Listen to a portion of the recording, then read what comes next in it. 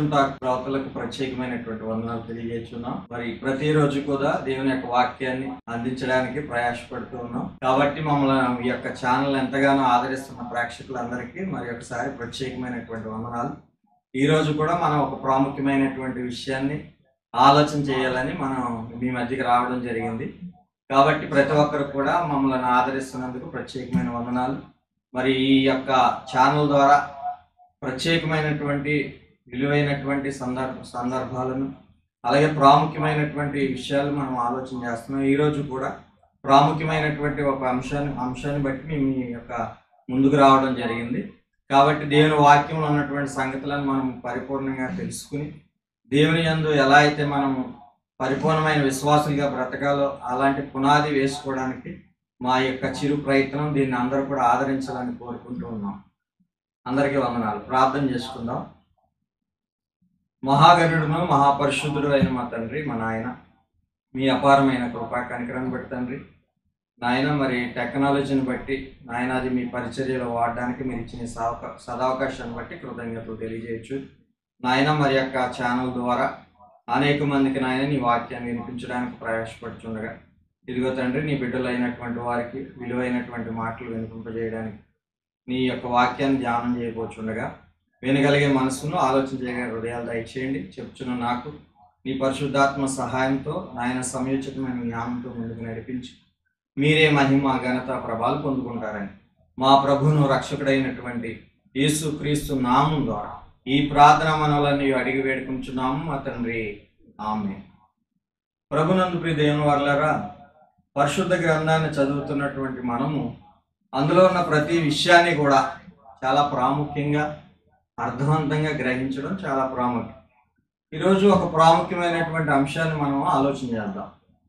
మరి మనందరికీ తెలిసినటువంటిది కీర్తన గ్రంథం 127లో మొదటి వచనాన్ని మనం ఆలోచన చేసినట్లయితే, యెహోవా యందు భయభక్తులు కలిగి ఆయన త్రోవల యందు నడిచి వారందరూ ధన్యులు అనే విషయం మనకు అక్కడ కనబడుతుంది.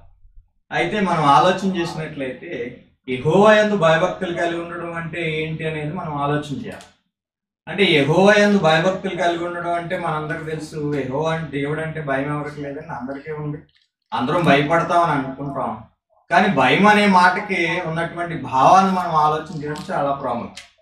భయం అంటే కేవలం దేవుడనే ఆ పేరు వచ్చేటప్పటికి, లేదా భయం అనే మాటకి దేవుడు అంటే ఆయన్ని ఏదో మనల్ని ఏదో చేసేస్తాడని ఆయనకి భయపడాలని దేవుడు కోరుకోవట్లేదు. కానీ పరిశుద్ధ గ్రంథం లోతుల్లోకి వెళ్ళి మనం ఆలోచన చేసినట్లయితే పరిశుద్ధ గ్రంథం బైబిల్లో కొన్ని విషయాలను మనం ఈ రోజున ఆలోచన చేద్దామండి. కాబట్టి పరిశుద్ధ గ్రంథాన్ని మనం ఆలోచన చేసినట్లయితే దేవుడు ఏమంటున్నాడంటే, నాకు భయపడడం అంటే నా పేరు రాగానే, లేదంటే నన్ను ఏదో ఒక రాక్షసుడా, లేదంటే నేను ఏదో చేసేస్తానన్నట్లుగా నాకు భయపడడం కాదు. కానీ నాకు భయపడితే ఏం చేయాలి అని అంటున్నాడంటే, ఆయన నా యొక్క గ్రంథాన్ని నువ్వు చదవాలి అని తెలియజేసినటువంటి సందర్భాలు మనకు కనబడుతున్నాయి. ఎందుకంటే సమాజంలో చాలామంది క్రైస్తవులు ఎలా దేవుడికి భయపడుతున్నారు అని అంటే, ఆదివారం ఆరాధనకి వెళ్ళకపోతే ఏదో జరిగిపోద్ది అనే భయం, లేదా అనుకున్న కానుక దేవుడికి ఇవ్వకపోతే ఏదో జరుగుతుంది అనే భయంతోనే దేవుడికి దగ్గర అవుతున్నారు తప్ప దేవుని యొక్క వాక్యాన్ని చదివి ఆయన గుణగణాలు ఎరిగిన వారికి ఆయనకి దగ్గర అయ్యేవారు ఈ రోజున లేరండి. కాబట్టి మనకు అర్థమైంది కూడా అలాగే అర్థమైంది, బోధించే బోధకులు కూడా అలాగే బోధిస్తున్నారు. ఒకసారి భయపడితే ఏం చేయాలని దేవుడు కోరుకుంటున్నాడు అని అంటే, ద్వితీయోపదేశకాండము 6వ అధ్యాయము 6వ అధ్యాయంలో ఉన్నటువంటి మొదటి నుంచి మనం ఒకసారి కొన్ని వచనాలు చూద్దామండి. ఇక్కడ ఏమంటాడంటే, నీవు నీ కుమారుడును నీ దేవుడైన యెహోవాకు భయపడి నేను నీకు ఆజ్ఞాపించు కట్టడలను ఆజ్ఞలను నీ జీవిత దినములన్నీ గైకొనుచు నీవు దీర్ఘాయుష్మంతుడగినట్లు అని అంటాడు అన్నమాట. అంటే దేవుని పట్ల భయం ఉంది అని అంటే ఏంటి దాని అర్థం అని అంటేనండి, ఆయనకి ఏదో భయపడిపోయి ఆయన ఏదో మనం చేసేస్తాడని మనం వణుకుపోవడం కాదు. కానీ ఆయన పట్ల భయం ఉంది అని అంటే ఇక్కడ ఒక ఉదాహరణ మనం ఆలోచన చేసినట్లయితే, ఒక తండ్రి తన కుమారుడు తండ్రికి భయపడుతున్నట్లుగా ఎలా అయితే మనం ఆలోచన చేస్తాం. ఆ తండ్రి అంటే కుమారుడికి భయం ఉంది అని అంటాము, కానీ తండ్రి చెప్పే మాట కుమారుడు చేయలేదని అనుకోండి, ఏమంటాడండి మనమే మన పిల్లల్ని? ఎరా నేను చెప్పిన మాట చేయలేదు, నేనంటే నీకు భయం లేదా అని అంటారు. అవునంటారు కదండి. అలాగే దేవుడు ఏమంటున్నాడంటే, ఇదిగో నేనంటే నీకు భయం ఉంది అని అంటున్నావు కాబట్టి నా ఆజ్ఞలను నీవు గైకొను. అందుకే అక్కడ కీర్తనలు ఏమంటాడంటే, యెహోవా యందు భయభక్తులు కలిగి ఆయన త్రోవల యందు నడుచువారు ధన్యులు అంటాడు. ఆయన త్రోవలో మనం నడవాలంటే ఆయన ఏ త్రోవను ఏర్పాటు చేశాడు, ఏ యొక్క మార్గాలు ఏర్పాటు చేశాడు, ఎలా నడిస్తే బాగుంటుందో అలా నడిస్తేనే ధన్యులు తప్ప మనము ఆయనను భయపడమన్నారు కానీ అని అన్నట్లుగా ఆయనకి ఏదో భయపడిపోయి వణికిపోయి చేయాలన్నది దేవుని యొక్క ఉద్దేశం కాదండి. కాబట్టి ఇక్కడ మనం ఆలోచన చేసినట్లయితే ఇక్కడ ఏమంటాడంటే కింద వచ్చిన ఇదిగో నువ్వు నాకు భయపడితే ఏమంటాడంటే నువ్వు నేర్చుకో నా సంగతులు పూర్తిగా అంటున్నాడు ఇశ్రాయేలు.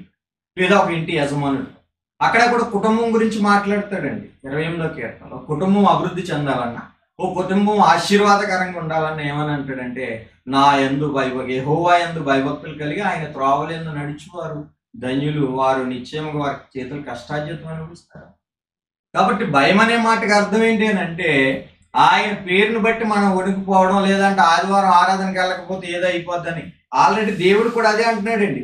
ఈ జనులు భయపడే భయము నేను ఏర్పాటు చేసింది కాదు, మనుషులు ఏర్పాటు చేసిన విధంలోనే వారు నాకు భయపడుతున్నారు అని అంటాడు. చూడండి యెషయా గ్రంథము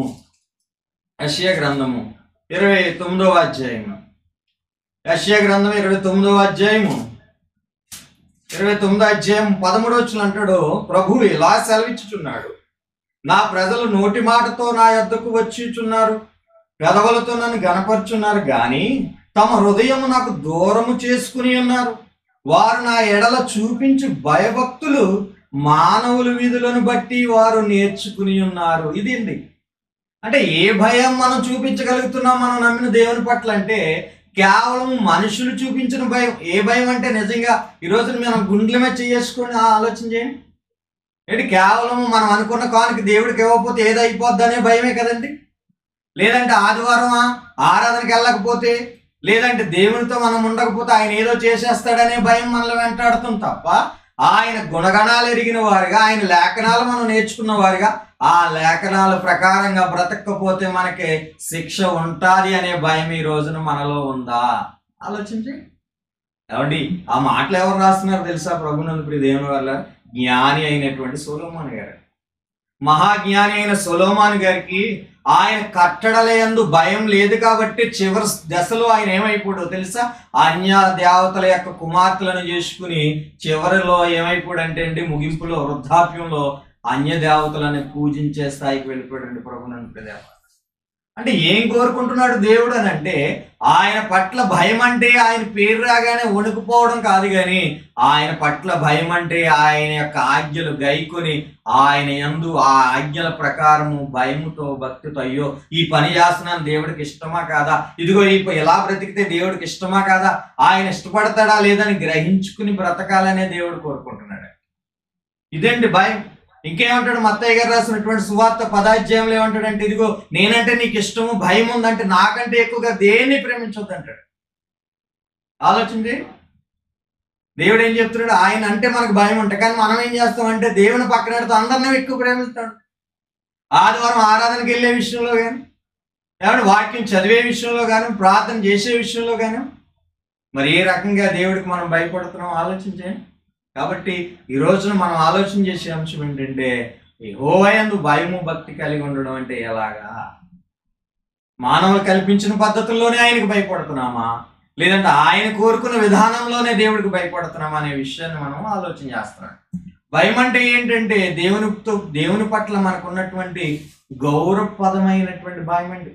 గౌరవపదం అంటే ఆయన పట్ల మన గౌరవం ఉంటే ఆయన చెప్పిన ప్రతి మాటకి మనం ఏం చేస్తామంటే లోబడి ఆ రకంగా బ్రతికితే దేవుడు ఏం చేస్తాడని అంటే మనలను ఆశీర్వదిస్తాడు, మనలను, అదే ఆయనకి ఇష్టమైందట. మరి భక్తి అంటే ఏంటండి? ఏమండి, భక్తి అంటే ఏంటంటే కొన్ని రోజులు దేవుడికి దగ్గరగా ఉండి, లేదా సంవత్సరంలో ఒక 40 రోజులు దేవుడికి దగ్గరగా ఉండి మిగిలిన రోజులంతా మనకి ఇష్టం వచ్చినట్లుగా బ్రతకడం అనుకుంటున్నారు మనల్ని. లేదా భక్తి అంటే ఏంటంటే అండి, బైబిల్ పట్టుకుని తిరిగిన వాళ్ళందరూ భక్తులు అంటున్నాం మనం.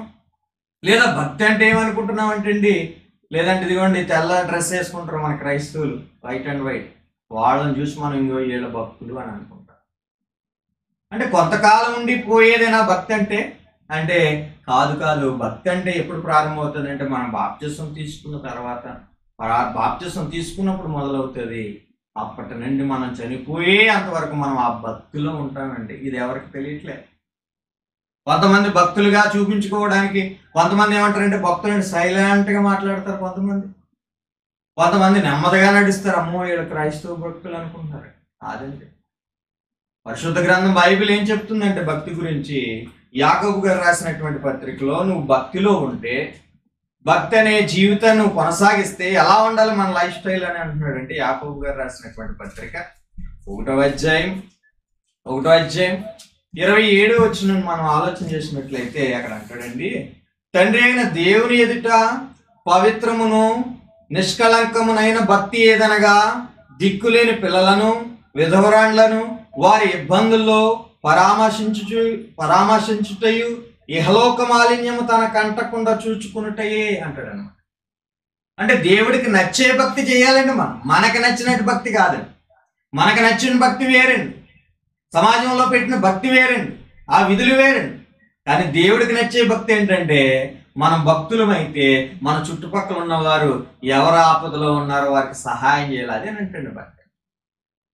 తెల్లని వస్త్రాలు ధరించుకుని బైబిల్ పట్టుకుని తిరిగినంత మాత్రాన మనం భక్తులం కాదు. కానీ అంటే ఇది విమర్శ కాదు, కానీ ప్రభునందు ప్రియదేవుల వల్ల ఆలోచించాలన్నదే నా యొక్క ప్రయత్నం.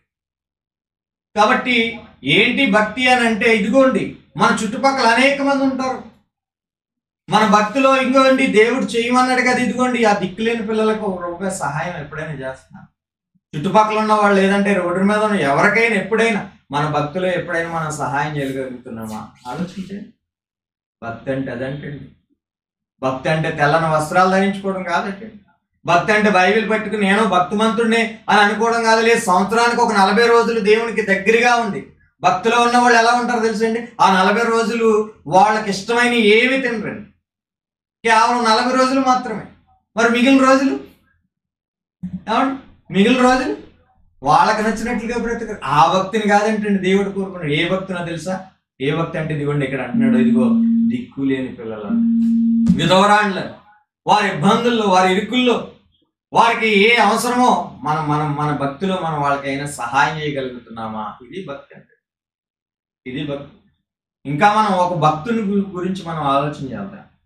ఒక భక్తులైన వారు ఎలా ఉండాలి అని అంటున్నాడంటే, తిమోతి రాసినటువంటి మొదటి పత్రిక 2వ అధ్యాయం 8వ వచనం అంటున్నాడండి, ఏమంటున్నాడంటే, కావున ప్రతి స్థలమును పురుషులు కోపమును సంశయం లేని వారై పవిత్రమైన చేతులెత్తి ప్రార్థన చేయ కోరుచున్నాను.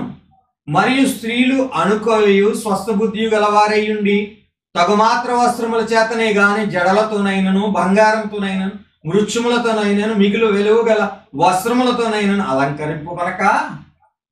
ఏం అలంకరించుకోవాలంటే అండి, దైవభక్తి గలవారం అని చెప్పుకునేవారు ఎలా ఉండాలంటాడంటే, ఇక్కడ దైవభక్తి గలవారమని చెప్పుకొనొచ్చు స్త్రీలకు తగినట్లుగా సత్క్రియలు చేతనే తాము అలంకరించుకొనవలెను. ఎలా ఉండాలంటే అండి, భక్తులు అనేవారు పురుషులైతే ప్రార్థన చేస్తూ ఉండాలి, కోపం ఉండకూడదు, గొడవలు ఉండకూడదు, సమాధానంగా ఉండాలి. స్త్రీలైతే సత్క్రియలను, భక్తిగల స్త్రీలు అని చెప్పుకునేవారు. సత్క్రియలు అన్నట్టు ఇదండి. ఈ భయభక్తులనే దేవుడు కోరుకుంటున్నాడు. ఈ భయభక్తులు ఉన్నవాళ్ళేనండి. మనం చూడండి, ఒకసారి మన చరిత్ర తిరిగేస్తే పాత నిబంధనలో కూడా నోవాహును కూడా దేవుడు ఎందుకు దగ్గరికి చేర్చుకుని ఆ కుటుంబాన్ని రక్షించాడు అని అంటే, ఎబ్రీయులకు రాసినటువంటి పత్రిక 11వ అధ్యాయంలో మనకు కనబడుతుంది. యెహోవా యందు భయభక్తులను బట్టే నోవాహు దేవుని దగ్గరికి వెళ్ళాడు. భయభక్తులు బట్టాడు. అబ్రహాము కూడానండి. ఏ భయభక్తులు అని అంటే, ఏ భక్తి దేవుడికి ఇష్టమో, ఏ భయంలో అంటే ఆయన ఆజ్ఞలు గైకొని బ్రతికితే వారినే దేవుడు ఏం చేసుకున్నాడు అని అంటే చెంతకు చేర్చుకున్నాడు.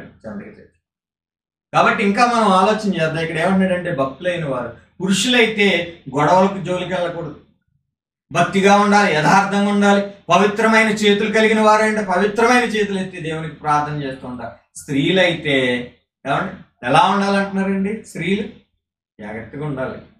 జాగ్రత్తగా ఉండడం అంటే, చాలామంది ఈ రోజున క్రైస్తవులైనప్పటికీ వాళ్ళు భక్తులు క్రైస్తవులు అని చెప్పుకుంటూ ఏం చేస్తున్నారంటే అలంకరణ మార్చుకుంటున్నారు. కానీ వారి యొక్క విధానాలు ఏమండి, ఆ బ్యూటిషియన్కి వెళ్ళి వాళ్ళు ఏం చేస్తున్నారంటే వాళ్ళ యొక్క ముఖానికి సంబంధించినటువంటి క్రీమ్లు అయి రాసుకుంటారు.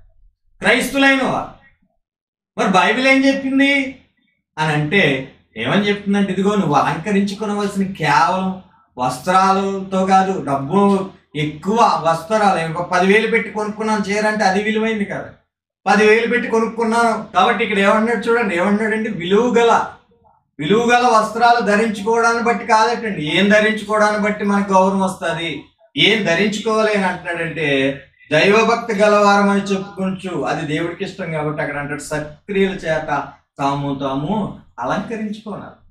చూడండి, అంటే భక్తులు అనేవారు ఇలా బ్రతకాలటండి, వాళ్ళు కూడా అలాగే బ్రతికారండి ఆదిమ సంఘంలో, లేదా పాత నిబంధనలు శారమ్మ గారు కానివ్వండి ఎంత చక్కగా బ్రతికారు.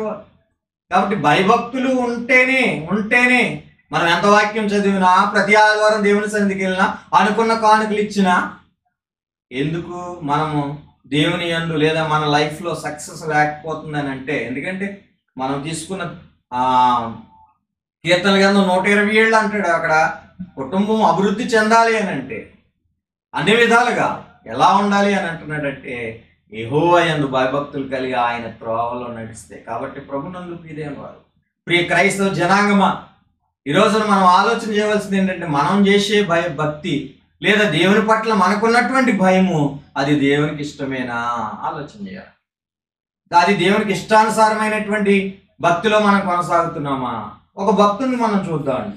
ఒక భక్తుని మనం చూసినట్లయితే అపోస్తుల కార్యముల గ్రంథము 10వ అధ్యాయంలో ఒక భక్తుడు మనకి ఇక్కడ కనబడతాడు. ఒక భక్తుని యొక్క జీవితం ఎలా ఉందో చూడండి. 10వ అధ్యాయం 1వ వచనంలో అంటాడు, ఇటలీ పటాలం అనబడిన పటాలంలో శతాధిపతి అని కొర్నేలి అని ఒక భక్తిపరుడు ఉండెను, కైసరులో ఉండెను. అతడు తన ఇంటి వారితో కూడా దేవుని యందు భయభక్తులు కలిగి ఉండి ప్రజలకు బహుధర్మ కార్యములు చేయుచు ఎల్లప్పుడూ దేవునికి ప్రార్థన చేయువాడు. ఆలోచన చేయండి. ఈ రోజున అందుకే భక్తి అంటే ఏంటి? యాకోబులు ఏమన్నాడంటే, చుట్టుపక్కల ఉన్న వాళ్ళు దిక్కులేని వాళ్ళకి సహాయం చేయడం, ఇతర బాబులు ఆయన భక్తి. కేవలము ప్రతి ఆదివారం దేవుని సన్నిధికి వెళ్ళిపోవడం, లేదా సంఘంలో బైబిల్ పట్టుకుని, లేదా వైట్ అండ్ వైట్ వేసుకోవడం అంత మాత్రాన ఇది విమర్శ కాదు, కానీ ఆలోచన చేద్దాం. కాదంటున్నాడు ఇక్కడ. ఎలా ఉండాలి భక్తులు అంటే ఇతరులకు సహాయం, ఇదేనంటే భక్తి అని అంటూ ఇక్కడ ఎలా ఉన్నాడంటే ఈయన ఎవరు అంటే మనకి ఇక్కడ అంటాడు ఏమంటే శతాధిపతి, 100 మంది మీద అధికారి అయినటువంటి వ్యక్తి. ఎలా ఉన్నాడు అని అంటే ప్రతిరోజు ప్రార్థన చేసుకుంటున్నాడు, కుటుంబంతో కలిపి దేవునికి ప్రార్థన చేస్తున్నాడు, అంతేకాదు ధర్మకార్యాలు చేస్తూ ఉన్నాడు. ధర్మకార్యాలు కార్యక్రమాలు సహాయాల విషయంలో మనం పక్కన పెడదాం, పోనీ ఉందో లేదో మనకు తెలియదు. కానీ మరి ప్రతిరోజు మన ఇంట్లో ప్రార్థన జరుగుతుందండి. ప్రతిరోజు మనకి గృహ కూడికలు జరుగుతున్నాయా? కుటుంబ ప్రార్థనలు జరుగుతున్నాయా? ఈ రోజున మన కుటుంబాలలో కుటుంబ ప్రార్థనలు జరుగుతున్నాయా అని ఆలోచన చేస్తే లేవు. ఏంటంటే బిజీ అయిపోయారు మనుషులు. ఒక భక్తుడు అయితే నీ కుటుంబంలో ఏం జరగాలంటే ప్రతిరోజు నైట్ ప్రార్థన జరగాలి. కాబట్టి ఒక 100 మంది మీద అధికారి అయినటువంటి వ్యక్తి, పరిపాలన చేసే వ్యక్తి ప్రతిరోజు, ఒకరోజు 2 రోజు, వారానికి ఒకసారి కాదటండి, ప్రతిరోజు ఏమని రాసేది చూడండి అక్కడ నొక్కి, అతను తన ఇంటి వారితో కూడా దేవుని యందు భయభక్తులు గలవాడయ్యుండి బహు ధర్మకార్యములు చేయించు ఎల్లప్పుడు దేవునికి ప్రార్థన చేయువాడు ఒక భక్తుడు. ఇంకా ఆయనకున్నటువంటి సాక్ష్యాన్ని మనం చూద్దాం. చూడండి ఏమంటున్నాడండి 21వ వచనంలో, 22వ వచనంలో అంటాడు, అందుకు వారు నీతిపరుడును దేవునికి భయపడివాడును యోధా జనులందరి వలన మంచి పేరు పొందిన వాడైన శతాధిపతియగు కొర్నేలి ఒక మనుషుడున్నాడు అంటాడు. ఆయనకున్నటువంటి గొప్పతనాన్ని అక్కడ చెప్పట్లేదండి. ఈ కొర్నేలి సైనికులు మనందరికీ తెలుసు సందర్భం, పేతురు గారిని తీసుకురావడానికి వెళ్ళారు వాక్యం వినిపించడానికి. ఆయనతో మాట్లాడుతున్న మాట ఏంటంటే, అయ్యా ఇటలీ పటాలంలో ఒక 100 మందికి అధికారి అయినటువంటి కొర్నేలి ఉన్నాడు, నిన్న ఆయన ఇంటికి తీసుకురమ్మని చెప్పట్లేదండి. ఆయనకున్నటువంటి సాక్ష్యం ఎలా ఉంది అని అంటే, ఆయన ఎలాగున్నాడు అంటే నీతిమంతుడును దేవునికి భయపడివాడును. ఎవరికటండి? దేవునికి భయపడివాడును యోధా జనులందరి వలన మంచి పేరు పొందినవాడు. ఇది కదండి భక్తి అంటే. ఆలోచించి మన వీధిలో మనం ఎంతమందికి నచ్చుతామండి? మన కుటుంబంలో మనం అందరికి నచ్చుతున్నామండి? ఈ రోజున క్రైస్తవులుగా బ్రతుకుతున్నటువంటి మన భక్తి భావాలలో మనం అందరికి మంచి చేసేవారిగానే బ్రతుకుతున్నామా? అందరూ కూడా అమ్మో ఆయన చాలా మంచోడండి, వాళ్ళ ఇంటికాడ ప్రతిరోజు ప్రార్థన జరుగుతుంది, చాలా భక్తిపరుడు, ఆయన చాలా మంచోడు, నీతిమంతుడు, యథార్థంగా బ్రతుకుతాడు అనే సాక్ష్యం ఉండాలండి. కాబట్టి ప్రభునందు ప్రియమైన వారలారా, ఆలోచన చేయండి. మనం ఈ రోజున ఆలోచన చేస్తున్నటువంటి అంశం పరిశీలనాత్మకంగా మనం చేస్తున్నామండి. భయం అంటే ఏంటో మనం చూసాం. భయం అంటే ఏంటి అని అంటే, భయం అంటే మనందరికీ తెలుసు, దేవుని యొక్క మాటకు లోబడడం, ఆయన ఆజ్ఞలు తెలుసుకోవడం, ఆ ప్రకారంగా జీవించడం. భక్తి అంటే ఏమన్నాడంటే కేవలము భక్తి అనే విధానంలో మనం ఏదో వేషధారణగా బ్రతకడం కాదు, కానీ గుణగణాలు కలిగిన వారిగా మనం బ్రతకాలన్నది భక్తి భావాల గురించి ఇక్కడ చెప్తున్నాడు. ఈ భక్తుని మనం చూస్తే అప్పటికి ఈయన రక్షణ కూడా పొందలేదండి, కానీ ఏమని రాయించారు పరిశుద్ధ గ్రంథంలో అంటే భక్తుడి లైఫ్ ఎలా ఉండాలంటే ఇది ఇలా ఉండాలి. భక్తుడి లైఫ్ ఎలా ఉండాలంటే ఇదిగోండి, ప్రతిరోజు వాళ్ళ ఇంట్లో ప్రార్థన జరగాలట, ఆయన సమాజంలో మంచివాడనే పేరు రావాలట, 100 మందికి అధికారైనటువంటి వ్యక్తిని మంచోడు అని అనడం అనేది అంత బేగా జరిగే పని కాదండి. అవునంటారు కదండి, ఎందుకంటే ఆయన 100 మంది మీద అధికారిగా ఉన్నాడు. కొంతమందికి నచ్చుతాడు, కొంతమందికి నచ్చడు. ఇష్టం ఉన్న వాళ్ళు పర్లేదు, కరుణేలు మంచివారు అంటారు. ఇష్టం లేని వాళ్ళు ఏం చేస్తారంటే అమ్మో కరుణేలు చాలా దుర్మార్గుడండి, లేకపోతే చాలా హింసకుడండి, చాలా ఇదేంటి అదేంటి అంట. కానీ వాళ్ళందరి మనసును గెలిచిన భక్తి కలిగినటువంటి వాడు. కాబట్టి ప్రభునందు ప్రియదేవుని వాళ్ళ దేవుని వాక్యాన్ని మనం చదువుకున్నప్పుడు పరిశీలనాత్మకంగా మనం చదవకపోతే, పరిశీలనాత్మకంగా దేవుని వాక్యాన్ని మనం గైకొనకపోతే మన భక్తి భావాలు దేవుని దగ్గరికి వెళ్ళవు. కాబట్టి ఈ రోజున మనం అందరం దాన్ని గ్రహించాలన్నదే ఈ చిరు ప్రయత్నం. నేనేదో మహాజ్ఞానాన్ని మాట్లాడట్లేదు, కానీ దేవుడిచ్చిన జ్ఞానాన్ని బట్టి మనందరం కూడా వాక్యాన్ని నేర్చుకుందాం, సరి చేసుకుందాం, దేవుడిచ్చే పరలోక రాజ్యాన్ని చేరుకోవడానికి మనందరం కూడా ప్రయాసపడదాం. ఓపికతో నా మాటలు విన్న మీ అందరికీ నా వందనాలు తెలియజేయచ్చు. ప్రార్థన చేసుకుందాం. మహాగణుడును మహాపరిశుద్ధుడును మహా సర్వసృష్టికి ఆధారమైనటువంటి మా ప్రియ పరలోకమందున్న మా తండ్రి, మా నాయన, నీ విలువైనటువంటి మాటలు తండ్రి, మీ యందు నాయన మీ యందు కలగవలసినటువంటి భయము భక్తి ఎలాంటిదై ఉండాలో అనే విషయాలు మేము ఆలోచన చేశాం నాయన. మరి ఈ సంగతులు నీ బిడ్డలు వినుచుండగా వారికి కావాల్సినటువంటి జ్ఞానము ఆలోచన అనుగ్రహించండి నాయన. మరి మనుషులు ఏర్పాటు చేసినటువంటి పద్ధతులు మీ యందు మేము భయభక్తులు కలిగి ఉండకుండా మీకు నాయన ఎలాంటి భక్తి ఇష్టమో, ఎలాంటి భయం ఇష్టమో నాయన, మీ గుణగణాలు కలిగిన వారుగా మీ అందు భయం ఉందంటే మీ కట్టడలో నేర్చుకోవడం అని ఇశ్రాయేలీయులతో చెప్పారు. అదే మాటలు నాయన మేము కూడా గ్రహిస్తూ ఉన్నాం. కాబట్టి తండ్రి, విన్నవారిని ప్రతి ఒక్కరిని దీవించండి. మరి ముఖ్యంగా ఈ మాటలు వింటూ నాయన అర్థం చేసుకోవడానికి ప్రయత్నిస్తున్నటువంటి ప్రతి నాయన కుమారులను కుమార్తెను దీవించి ఆస్వాదించి నాయన, ఎవరికి ఏ అవసరతలో ప్రతి అవసరత నీ కుమారుడైన క్రీస్తు ప్రభు నామములో తీర్చుకొని కోరుతున్నాను. సహాయం చేయండి. మీరే మహిమ ఘనత ప్రభావాలు పొందుకుంటారని, సమస్తము మాకు మేలుకరంగా మీకు మహిమకరంగా జరిగిస్తారని మా ప్రభువును రక్షకుడైనటువంటి యేసు క్రీస్తు నామం ద్వారా ఈ ప్రార్థన మనవులన్నీ అడిగి వేడుకొనుచున్నాము మా తండ్రి. ఆమేన్. అందరికీ వందనాలు.